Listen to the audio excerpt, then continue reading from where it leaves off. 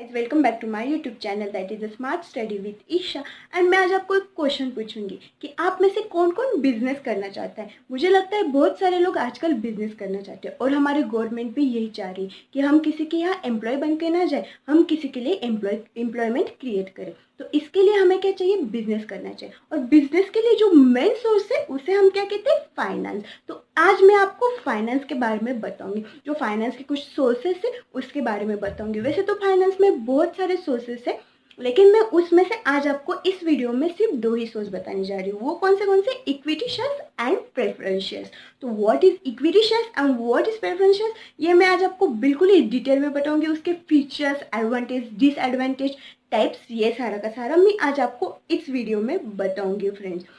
So let's start with the finance. Okay friends, with the finance. तो finance start करने से पहले मैं आपको बताऊंगी शेयर्स। तो व्हाट इज शेयर्स। शेयर्स क्या होता है, जो हमारा कैपिटल है, जो कैपिटल जो हमें मिलता है, तो उस कैपिटल के हम छोटे छोटे टुकड़े कर लेते हैं। मतलब अगर 100 लोग हैं तो 100 लोगों से अगर हमने 10 रुपीज ले लिए, तो वो हमारा जो फाइनेंस मिलेगा, जो हमारा कैपिटल हमें मिलेगा, तो उसे हम शेयर्स कहते हैं। तो वो 10 रुपीज पे हमने अगर कुछ ऐसे फिक्स परसेंटेज लगा दिए कि 1% आपको मिले, 1% आपको डिविडेंड मिलेगा, क्योंकि उन्होंने हमारे कंपनी में इन्वेस्ट किए। तो उसको अगर कुछ हमें फिक्स डिविडेंड या फिक्स नहीं भी हो, फिक्स लगाए तो वो प्रेफरेंस शेयर्स हो जाएंगे, और फिक्स नहीं हुए कुछ डिविडेंड मिलेगा ऐसा हमने कहा तो वो इक्विटी शेयर्स हो जाएंगे। तो इसे हम क्या कहते हैं, शेयर्स। क्या हमें अगर कोई भी कैपिटल मिलता है तो उस कैपिटल को हमने दूसरों से लिया है या खुद में से लिया है, तो उसमें हमें छोटे छोटे टुकड़े कर देंगे,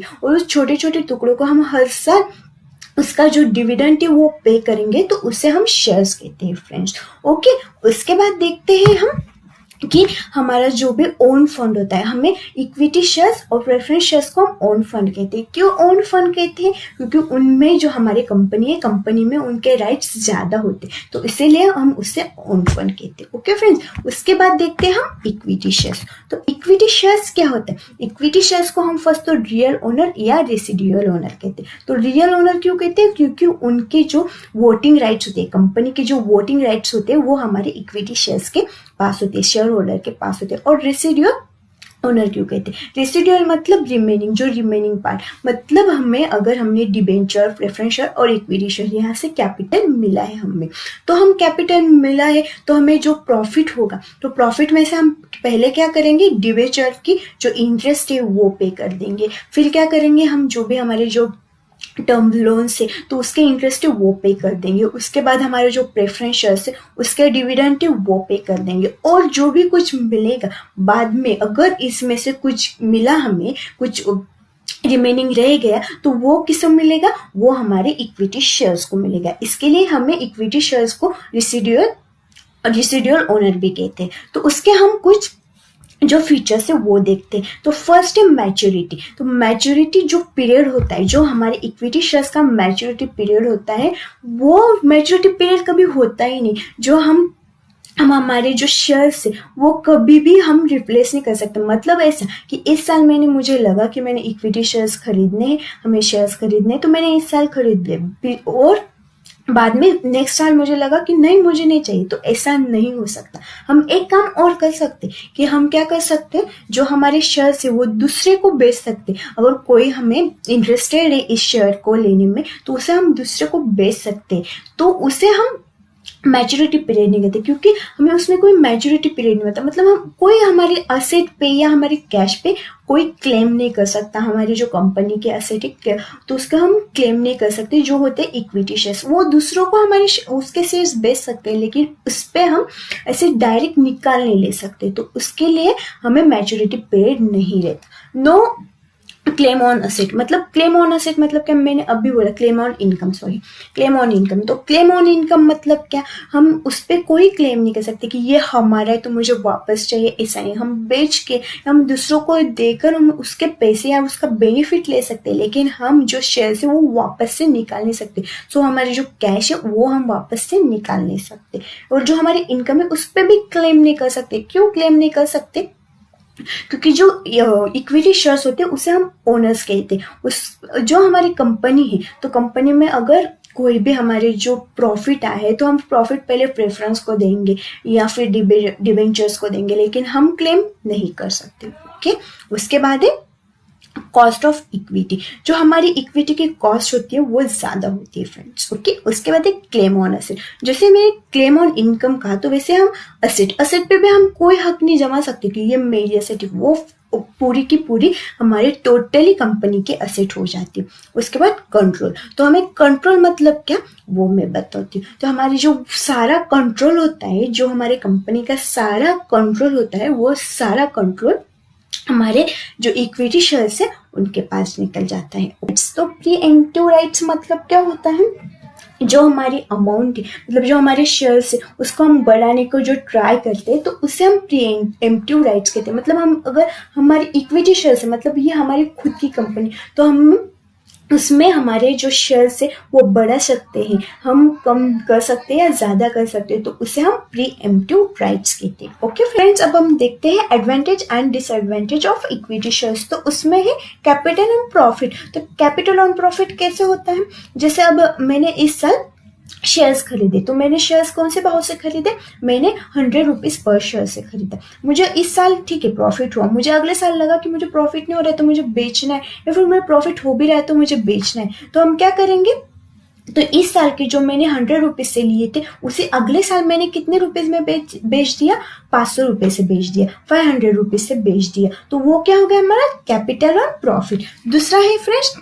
इंटरेस्ट इन मैनेजमेंट एक्टिविटी। मतलब जो हमारे कंपनी के हैं, जो हमारी कंपनी है उसमें हमारे वोटिंग राइट्स होते हैं, जो इक्विटी शेयर्स के वो वोटिंग राइट्स होते हैं। मतलब हमारा जो सारा कंट्रोल होता है ये कंपनी का, वो सारा कंट्रोल हमारे इक्विटी शेयर्स के अंडर आता है फ्रेंड्स। उसके बाद है मोर इनकम। अगर हमारी कंपनी ज्यादा ग्रोथ हो रही है, हमारी कंपनी इस साल अगर मैंने 5000 लिया, उसके अगले साल 50,000 लिया, उसके अगले साल 5 लाख लिया, तो इससे हमारी कंपनी अगर ग्रो हो रही है तो हमें जो हमारा इनकम है वो इनकम बढ़ता ही रहता है, वो घटता नहीं। तो ये हमारे, अगर हम ज्यादा रिस्क बेयरिंग करेंगे तो हमारे इनकम भी ज्यादा रहेंगी, तो ये हमारा एडवांटेज है हमारे इक्विटी शेयर्स के लिए।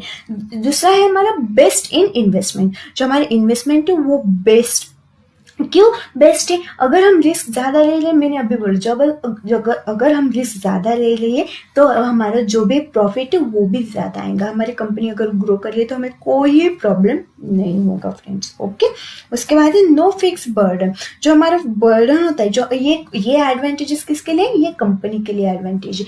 क्यों कंपनी के लिए एडवांटेज है, क्योंकि इक्विटी शेयर्स को हमारे डिविडेंड देना कंपल्सरी नहीं रहता, तो इसके लिए ये एडवांटेज है हमारे कंपनी के लिए। तो इसके लिए कोई बर्डन नहीं रहेगा अगर हमारे इक्विटी शेयर ज्यादा है। तो उसके बाद नो कैश आउटफ्लो। अगर हम कंपनी हमारी जो हमारी इक्विटी शेयर्स को अगर ये प्रॉफिट दे भी नहीं रही है, मतलब डिविडेंड दे भी नहीं रही है, तो उसमें कोई प्रॉब्लम नहीं। अगर हम हमारा प्रॉफिट फिर से हमारी कंपनी में डालना चाहते हैं हमारे इक्विटी, क्योंकि वो तो ओनर होते, तो वो अगर हमारे कंपनी में फिर से हमारा जो प्रॉफिट है वो डालना चाहते हैं तो उनको कोई प्रॉब्लम नहीं, इसलिए no outflow of cash. Okay, उसके बाद है परमानेंट सोर्स।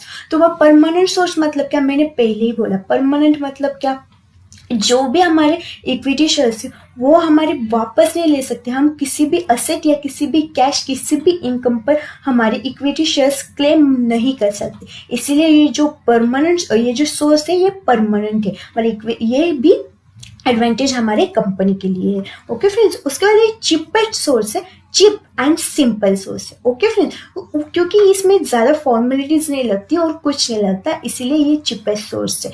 ओके, और ये सिंपल सोर्स है, ये कंपनी के लिए हमारा एडवांटेज। ओके फ्रेंड्स, इंक्रीजिंग डेब्ट कैपेसिटी। अगर हमारे शेयर्स है वो ज्यादा है, इसका मतलब हमारी जो मार्केट में रेपुटेशन है हमारी कंपनी की वो ज्यादा हो सकती है। और अगर हमारी रेपुटेशन ज्यादा है, हमारी वेल्थ ज्यादा है, तो इसके वजह से हमें डेब्ट्स लेने में कोई प्रॉब्लम नहीं होगा, कोई भी फाइनेंशियल इंस्टीट्यूट हमें डेब्ट्स इजीली दे सकता है। ओके फ्रेंड्स, ये हमने देखे एडवांटेजेस। नेक्स्ट है हमारा डिसएडवांटेज। तो डिसएडवांटेज अब हम देखते हैं, अनसर्टेनिटी और इनरेगुलर इनकम। मतलब हमने रिस्क ली है, अगर हमारे इनकम ज्यादा है लेकिन एक आध साल हमें लॉस हो गया तो हमें कोई प्रॉफिट नहीं मिलेगा या कोई डिविडेंड नहीं मिलेगा, तो ये हमारे रिस्क है। और अनसर्टेनिटी, अगर इस साल हमें ज्यादा मिल रहा है, कि अगर हमने 5 लाख रुपीज प्रॉफिट लाया तो हमें 2 लाख मिले तो नेक्स्ट साल हमें 1 लाख भी मिल सकते या नहीं भी मिल सकते, तो ये हमारी इनरेगुलर इनकम है। उसके बाद है कैपिटल लॉस। तो अगर मैंने कैपिटल प्रॉफिट जैसे बताया, कैपिटल प्रॉफिट क्या होता है, मैंने इस साल 100 में हमारे शेयर्स लिए और 500 रुपये में बेच दिए, लेकिन उसका उल्टा भी हो सकता है, हमने 500 रुपये में शेयर्स लिए थे लेकिन हमारी कंपनी लॉस में चली गई, हमारी वेल्थ कम हुई, तो हमारे कोई भी ले नहीं रहा है, तो मैंने अगर वो बेचे तो वो 100 में बेचे। जैसे 100 का 500 रुपीज़ में बेचा, वैसे ही 500 का 100 में भी हम बेच सकते हैं, तो इसके लिए हमें कैपिटल लॉस भी हो सकता है। लेस अट्रैक्टिव, हमें ज़्यादा शेयर होल्डर्स अट्रैक्ट नहीं होते। क्यों अट्रैक्ट नहीं होते? क्योंकि इसमें कोई भी परमानेंट इनकम नहीं है, इसमें कोई भी ऐसे परमानेंट सोर्स नहीं है हमारे कि हमें इनकम हर साल आएगा ही आएगा, तो इसके लिए जो हमारे जो शेयर होल्डर्स है वो कम अट्रैक्ट होते हैं। ओके फ्रेंड्स, उसके बाद है loss in case of liquidation.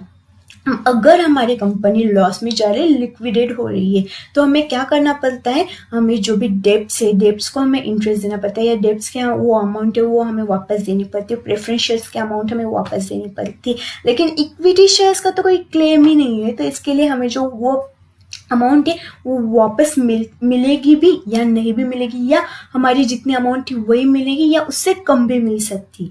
तो इसके लिए जो हमारे लॉस ऑफ लिक्विडेशन हो जाता है। उसके बाद जो है सेंट्रलाइजेशन ऑफ कंट्रोल, मतलब ये कंपनी के लिए हमारा डिसएडवांटेज है। अगर इक्विटी शेयर्स ज़्यादा है तो हमारे जो सारे वोटिंग राइट्स, सारे कंट्रोल है, तो वो सारे के सारे इक्विटी शेयर्स को जाएंगे, वो कोई भी हमारे कंपनी के लिए नहीं देगा। ओके फ्रेंड्स, उसके बाद है चेंज इन मैनेजमेंट पॉलिसी। तो हमारी जो पॉलिसी है मैनेजमेंट पॉलिसी, मतलब अगर इक्विटी शेयर्स चाहे तो वो कुछ भी कर सकता है, क्योंकि अगर उनके पास जो वोटिंग राइट्स है वो ज़्यादा है तो वो कुछ भी कर सकता है फ्रेंड्स। ओके, तो उसके लिए हमें जो चेंज इन मैनेजमेंट पॉलिसी, मतलब हमारे इक्विटी शेयर्स के पास ही सारे राइट्स रहेंगे, तो ये हमारा डिसएडवांटेज है, ये हमारे इक्विटी शेयर्स के लिए नहीं है, ये डिसएडवांटेज है हमारे कंपनी के लिए। ओके फ्रेंड्स, भाई ये ओवर कैपिटलाइजेशन क्या होता है, पहले उसकी कंसेप्ट समझ लो। जो ओवर कैपिटलाइजेशन होता है वो मतलब कैसे, अगर मैंने इस साल 50 रुपीज़ मैंने इन्वेस्ट कर दी, मैं 50 रुपीज़ इन्वेस्ट कर दी तो मुझे प्रॉफिट 50 रुपीज़ चाहिए, ऐसे हाफ कर लेते हैं हम, क्योंकि मैंने ऐसे अमाउंट क्यों लिए जिसे आपको समझना चाहिए, समझने में इजीली होगी। तो उसके लिए मैंने क्या किया, 50 रुपीज़ अगर मैंने इन्वेस्ट किया है कंपनी को तो मुझे प्रॉफिट भी 50 रुपीज़ चाहिए, लेकिन 50 रुपीज़ प्रॉफिट हो नहीं रहा है, तो वो सिर्फ हमें 20 रुपीज़ हो रहा है, मतलब हमें जो हमारे अमाउंट है वो कितनी मिल रही है, 70 रुपीज़ मिल रही है। तो हम क्या करेंगे कि ये 70 रुपीज़ मिल रही है, तो हम क्या करेंगे, फिर उसके बाद हम क्या करेंगे कि वो 50 रुपीज़ है हमने जो इन्वेस्ट किया, तो अगले साल हम क्या करेंगे, 50 की जगह 30 रुपीज़ डाल देंगे। अगर 30 रुपीज़ में भी हमें 70 रुपीज़ रिटर्न्स में मिल रहे, इसका मतलब हमें 40 रुपीज़ हमारा प्रॉफिट आ रहा है। हमें 50 रुपीज़ में 70 रुपीज़ मिल रहे था, इसका मतलब क्या है कि 70 रुपीज़ मिल रहा था, तो इसका मतलब हमें 20 रुपीज़ मिल रहा था, लेकिन अगर हम 30 रुपीज़ लाएंगे तो हमें 40 रुपीज़ प्रॉफिट मिलेगा। तो ये है हमारी ओवर कैपिटलाइजेशन की कंसेप्ट। ओके फ्रेंड, तो इसके लिए difficult to remove over capitalization, मतलब हमारे कंपनी के लिए ओवर कैपिटलाइजेशन लेना डिफिकल्ट हो जाता है। कैसे डिफिकल्ट हो जाता है, अगर हमारे सारे के सारे वोटिंग राइट्स इक्विटी शेयर्स के लिए जाएंगे तो जो सारे के कंट्रोल होगा वो भी इक्विटी शेयर्स के लिए जाएंगे। ओके फ्रेंड, तो उसके लिए क्या हो जाएगा, ओवर कैपिटलाइजेशन हो जाएगा, मतलब हमने बोरो बहुत ज़्यादा कर लिया है, मतलब वो लोन बहुत ज़्यादा ले लिया है, लेकिन हमें जो रिटर्न है उतनी नहीं मिल रही। ओके फ्रेंड्स, नेक्स्ट अब हम देखते हैं प्रेफरेंस शेयर्स। तो प्रेफरेंस शेयर्स क्या होता है, उसको प्रेफरेंस क्यों बोलते हैं, प्रेफरेंस शेयर्स, उसमें ही हमारा जो आंसर है वो मिल जाएगा। प्रेफरेंस मतलब क्या, जो भी सारे प्रेफरेंस, मतलब जो भी अगर हमें डिविडेंड देना है तो फर्स्ट प्रेफरेंस शेयर्स को मिलता है। ये सारी प्रायोरिटीज है ओवर द इक्विटी शेयर, मतलब सारी की सारी प्रायोरिटीज है वो हमारे प्रेफरेंस शेयर्स को मिलती है, तो उसके लिए हमें उसको प्रेफरेंस शेयर्स कहा जाता है। ओके फ्रेंड्स, तो अब हम क्या करते हैं, उसमें हाइब्रिड, तो उसको हाइब्रिड भी कहा जाता है। हाइब्रिड क्यों कहा जाता है, क्योंकि उसमें दोनों टाइप्स के कैरेक्टरिस्टिक्स होते हैं, एक डेब्ट्स के भी और जो हमारे एक है इक्विटी शेयर्स उसके भी कैरेक्टरिस्टिक्स होते हैं फ्रेंड्स। तो फर्स्ट हम देखें कि उसमें इक्विटी के कौन से कैरेक्टरिस्टिक्स। तो उसमें फर्स्ट है dividend is not obligatory payment. तो dividend is not obligatory payment मतलब क्या, जो हमारे पेमेंट है मतलब डिविडेंड हमें देना है नहीं देना है, ये जैसे हमें इक्विटी शेयर्स के लिए कंपलसरी नहीं है वैसे भी हमें प्रेफरेंस शेयर्स के लिए भी कंपलसरी नहीं है। लेकिन ये थियोरेटिकली, प्रैक्टिकली हमें ये देना पड़ता है क्योंकि हमारी जो कंपनी की वेल्थ है वो संभालने के लिए।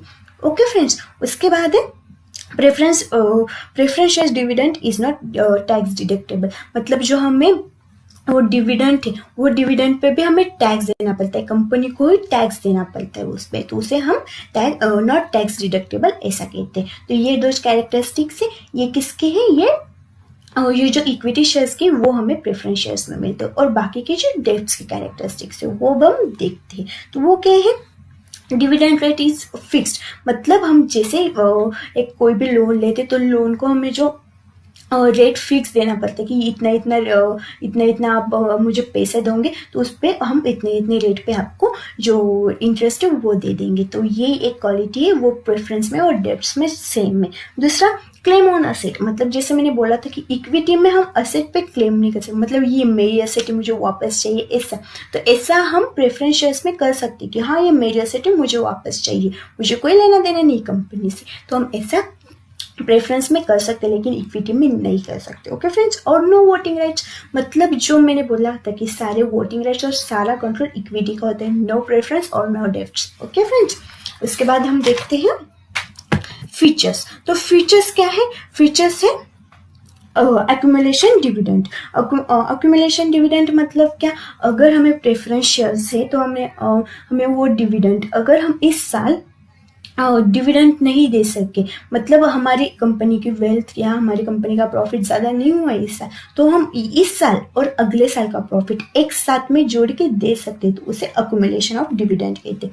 ओके फ्रेंड्स, उसके बाद कन्वर्टिबिलिटी। कन्वर्टिबिलिटी मतलब क्या, जो प्रेफरेंस शेयर्स है प्रेफरेंस शेयर्स को हम कन्वर्ट कर सकते हैं इक्विटी शेयर्स में, तो उसे हम कन्वर्टिबिलिटी कहते हैं। बाकी का नेक्स्ट है रिडीम एबिलिटी। रिडीम एबिलिटी मतलब क्या, जो वापस मिलने का, मतलब हमने जो अमाउंट वहाँ पे इन्वेस्ट किया वो वापस मिलने का पीरियड होता है, उसे हम रिडीमेबल पीरियड कहते हैं। मतलब कैसे, अगर मैंने कोई भी किसी भी कंपनी में इन्वेस्ट किया है तो मुझे लगता है कि इतने साल बाद, मतलब अगर हमने 5 साल इन्वेस्ट किया तो उसके बाद हमें वो पैसे वापस चाहिए, उसका जो भी प्रॉफिट है वो भी हमें वापस चाहिए, तो हम ऐसा बोलते हैं। तो इसे हम क्या कहते हैं, रिडीमेबल एबिलिटी। उसके बाद वोटिंग पावर, तो मैंने पहले ही बताया कि उसमें कोई वोटिंग राइट्स नहीं रहती जो हमारे प्रेफरेंस शेयर्स है उसमें। ओके फ्रेंड्स, उसके बाद हम देखते हैं टाइप ऑफ प्रेफरेंस शेयर्स। तो टाइप ऑफ 4 टाइप्स है। कौन से टाइप है, 4 टाइप।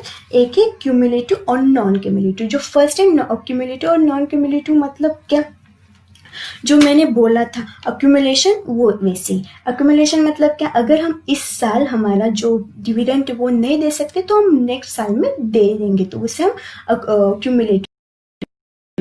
क्या, हमें इस साल का नहीं दिया तो वो छोड़ देने का और अगले साल का अगले साल दे देने का, तो उसे हम क्यूमुलेटिव और नॉन क्यूमुलेटिव कहते हो कि this is a very simplest term. उसके बाद रिडीमेबल और इनरिडीमेबल।